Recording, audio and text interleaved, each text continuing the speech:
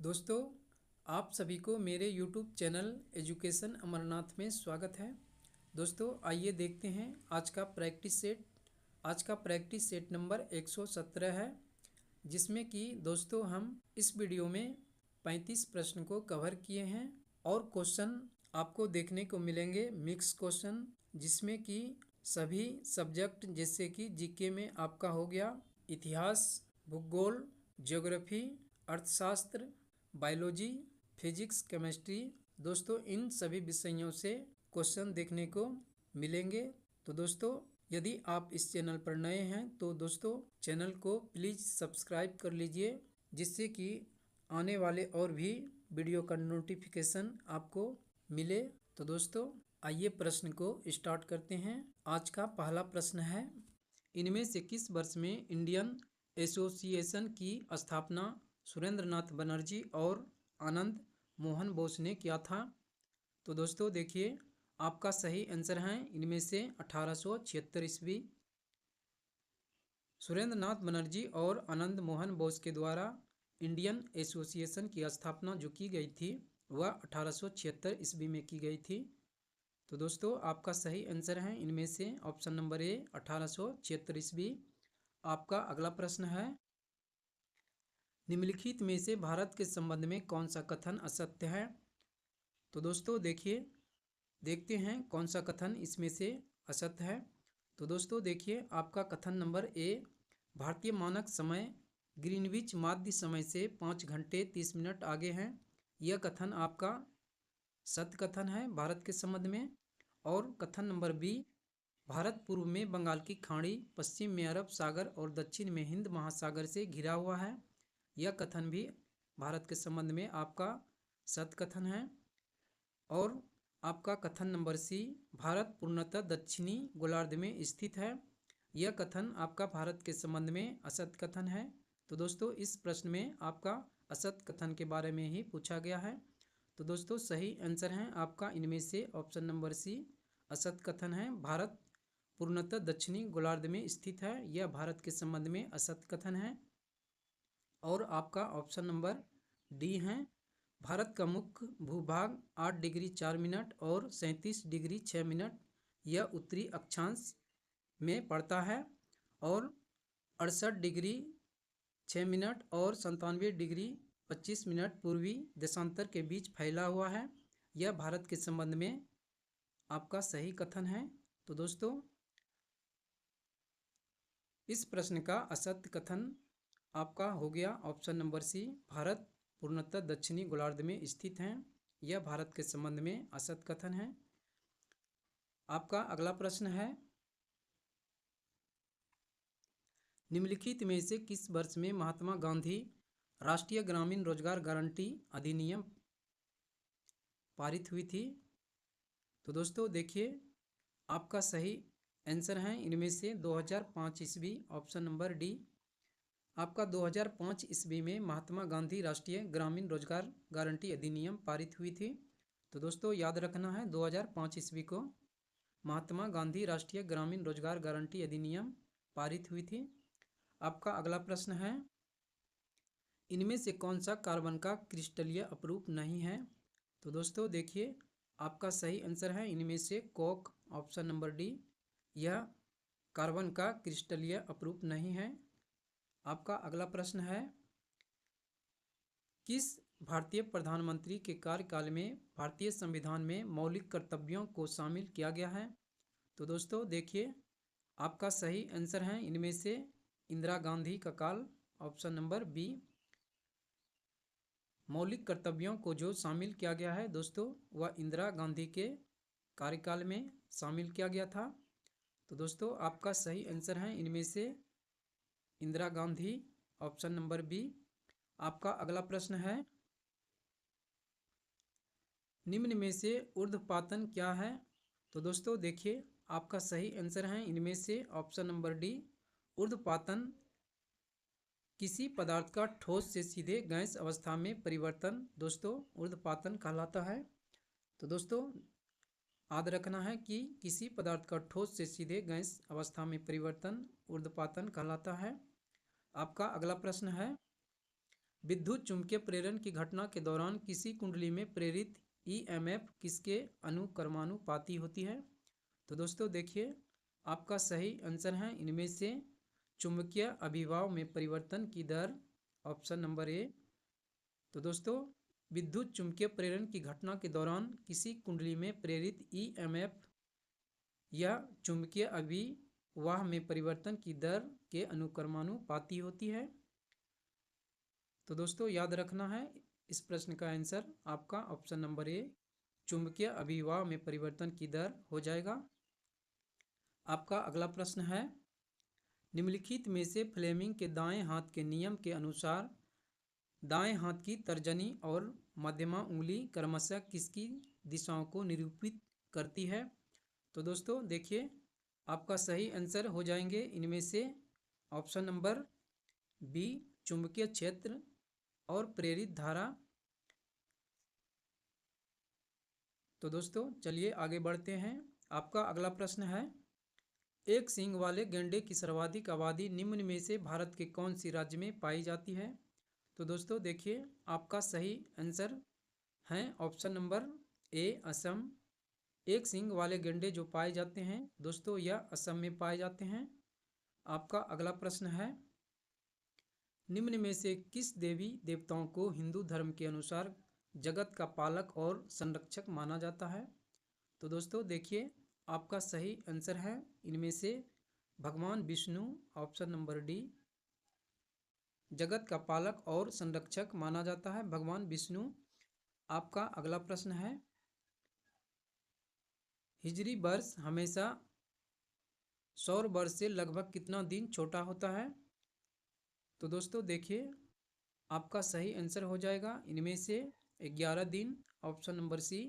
हिजरी वर्ष जो है यह हमेशा सौर वर्ष से लगभग 11 दिन छोटा होता है। तो दोस्तों याद रखना है 11 दिन। आपका अगला प्रश्न है, राजस्थान राज्य में भारत की पहली पंचायती राज व्यवस्था की शुरुआत कब हुई थी? तो दोस्तों देखिए, सही आंसर है आपका इनमें से 1959 ईस्वी, ऑप्शन नंबर बी।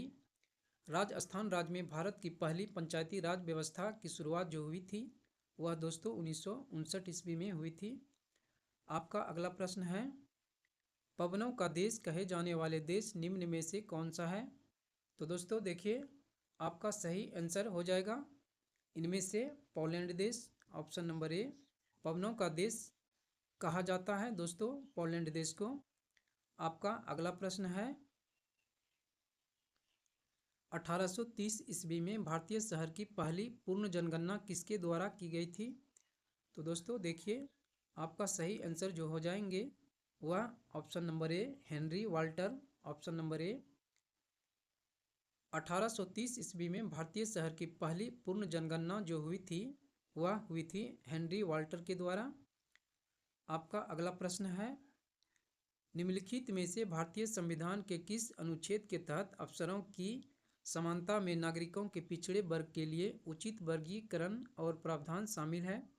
तो दोस्तों देखिए, यह शामिल है आपका अनुच्छेद 16 में। तो दोस्तों याद रखना है अनुच्छेद 16। आपका अगला प्रश्न है, वर्ष 2011 की जनगणना के अनुसार भारत के किस राज्य का लिंगा अनुपात सबसे अधिक है? तो दोस्तों देखिए, आपका सही आंसर है इनमें से केरल राज्य, ऑप्शन नंबर सी। 2011 के जनगणना के अनुसार दोस्तों भारत के केरल राज्य का लिंगानुपात सबसे अधिक है। आपका अगला प्रश्न है, निम्न में से भारतीय संविधान के किस संशोधन ने ग्राम सभा को पंचायती राज प्रणाली की नींव के रूप में परिकल्पित किया है? तो दोस्तों देखिए, सही आंसर है आपका इनमें से 73वें संशोधन, ऑप्शन नंबर ए। ग्राम सभा को पंचायती राज प्रणाली के नींव के रूप में परिकलित किया है 73वें संविधान संशोधन ने। आपका अगला प्रश्न है, रबी और खरीफ के बीच की फसल ऋतु को क्या कहा जाता है? तो दोस्तों देखिए, आपका सही आंसर है इनमें से जायद, ऑप्शन नंबर बी। रबी और खरीफ के बीच की फसल ऋतु को कहा जाता है दोस्तों जायद। आपका अगला प्रश्न है, गढ़वालों ने भारत के निम्न में से किस क्षेत्र में शासन किया था? तो दोस्तों देखिए, आपका सही आंसर है इनमें से कन्नौज, ऑप्शन नंबर डी। गढ़वालों ने भारत के इनमें से कन्नौज के क्षेत्र पर शासन किया था।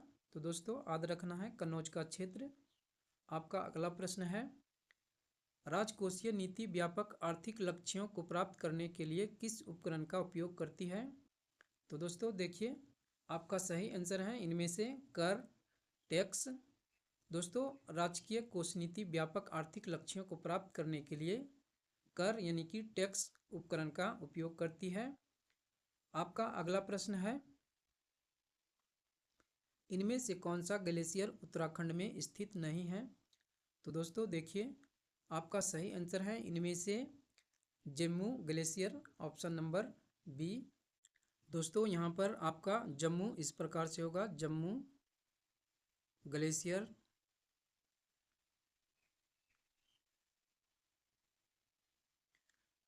आपका अगला प्रश्न है, 2026 के शीतकालीन ओलंपिक की मेजबानी निम्न में से कौन सा शहर करेगा?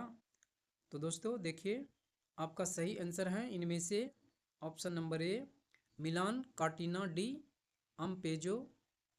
दोस्तों 2026 के शीतकालीन ओलंपिक की जो मेजबानी की जाएगी वह आपका मिलान कार्टिना डी अम्पेजो शहर के द्वारा की जाएगी। दोस्तों याद रखना है मिलान कार्टिना डी अम्पेजो। आपका अगला प्रश्न है, मुस्लिम लीग की स्थापना निम्न में से किस वर्ष में हुई थी? तो दोस्तों देखिए, आपका सही आंसर है इनमें से ऑप्शन नंबर डी, 1906 ईस्वी। मुस्लिम लीग की स्थापना यह हुई थी 1906 ईस्वी को। आपका अगला प्रश्न है, निम्न में से कौन सा हवाई अड्डा भारत का पहला सौर ऊर्जा से संचालित होने वाला हवाई अड्डा होगा? तो दोस्तों देखिए, आपका सही आंसर है इनमें से option number C, Cochin International Airport Limited, Kerala. यह हवाई अड्डा आपका भारत का पहला सौर ऊर्जा से संचालित होने वाला हवाई अड्डा होगा। आपका अगला प्रश्न है, निम्नलिखित में से कांग्रेस तथा मुस्लिम लीग ने लखनऊ समझौता कौन सा वर्ष में शुरू किया था? तो दोस्तों देखिए, आपका सही आंसर है इनमें से 1916 ईस्वी, ऑप्शन नंबर डी। कांग्रेस तथा मुस्लिम लीग के द्वारा लखनऊ समझौता दोस्तों जो हुआ था वह 1916 ईस्वी में हुआ था। आपका अगला प्रश्न है, आधुनिक अवधारणा के अनुसार पादपों में बोरोन का जैव संश्लेषणीय कार्य क्या है? तो दोस्तों देखिए, सही आंसर है आपका इनमें से वसा एवं तेल का संश्लेषण करना। तो दोस्तों आपका सही आंसर इनमें से है ऑप्शन नंबर ए, आधुनिक अवधारणा के अनुसार पादपों में बोरोन का जैव संश्लेषणीय कार्य वसा एवं तेल का संश्लेषण करना है। सिगरेट पीना स्वास्थ्य के लिए हानिकारक क्यों होती है? तो दोस्तों देखिए, आपका सही आंसर है इनमें से ऑप्शन नंबर बी, यह ऊपरी श्वसन पथ में मौजूद पक्षमाप को नुकसान पहुंचाता है, इसलिए सिगरेट पीना स्वास्थ्य के लिए हानिकारक होती है। तो दोस्तों आपका इस प्रश्न का सही आंसर है ऑप्शन नंबर बी। आपका अगला प्रश्न है, भारतीय संविधान के अनुच्छेद 39A में किसका वर्णन किया गया है? तो दोस्तों देखिए, आपका सही आंसर है इनमें से ऑप्शन नंबर ए, समान न्याय को बढ़ावा देना और मुफ्त कानूनी सहायता प्रदान करना। आपका भारतीय संविधान के अनुच्छेद 39A में समान न्याय को बढ़ावा देना और मुफ्त कानूनी सहायता प्रदान करना, इसका वर्णन किया गया है। आपका अगला प्रश्न है, मार्च 2022 में किस राज्य सरकार द्वारा नई खेल नीति 2022-27 शुरू की गई है? दोस्तों देखिए, आपका सही आंसर है इनमें से गुजरात राज्य, ऑप्शन नंबर सी। आपका अगला प्रश्न है, भारत में पहली माइक्रो फाइनेंस पहल निम्नलिखित में से कौन थी? तो दोस्तों देखिए, आपका सही आंसर है इनमें से सेवा bank, option number D. Bharat में पहली माइक्रो फाइनेंस पहल के रूप में आपका सेवा बैंक है। तो दोस्तों याद रखना है सेवा बैंक, ऑप्शन नंबर डी। आपका अगला प्रश्न है, भारत में विमानन उद्योग का आरंभ निम्न में से किस वर्ष टाटा एयरलाइंस की शुरुआत के साथ हुई थी? तो दोस्तों देखिए, आपका सही आंसर है इनमें से ऑप्शन नंबर बी, 1932 ईस्वी। भारत में विमानन उद्योग का जो आरंभ हुई थी वह 1932 ईस्वी में टाटा एयरलाइंस के शुरुआत के साथ ही हुई थी। तो दोस्तों याद रखना है 1932 ईस्वी में भारत में विमानन उद्योग का आरंभ हुई थी। आपका अगला प्रश्न है, भारत की पहली पंचवर्षीय योजना किस वर्ष में शुरू की गई थी? तो दोस्तों आपका सही आंसर है, देखिए इनमें से ऑप्शन नंबर सी 1951 ईस्वी। भारत में पहली पंचवर्षीय योजना की जो शुरुआत हुई थी वह 1951 ईस्वी में हुई थी। आपका अगला प्रश्न है, बीसीसीआई का पूर्ण रूप निम्नलिखित में से कौन सा है? तो दोस्तों देखिए आपका सही आंसर है इनमें से ऑप्शन नंबर सी। बीसीसीआई का पूर्ण रूप आपका है इनमें से Board of Controller for Cricket in India. तो दोस्तों सही आंसर है इनमें से option number C, Board of Controller for Cricket in India BCCI का पूर्ण रूप है। आपका अगला प्रश्न है, इनमें से कौन खुदाई खिदमतगारों के अहिंसक आंदोलन के संस्थापक थे? तो दोस्तों देखिए आपका सही आंसर है इनमें से खान अब्दुल गफ्फार खान, ऑप्शन नंबर। तो दोस्तों देखिए आपका सही आंसर है इनमें से Khan Abdul Ghaffar Khan, option number A. खुदाई खिदमतगारों के अहिंसक आंदोलन के संस्थापक दोस्तों आपका खान अब्दुल गफ्फार खान थे।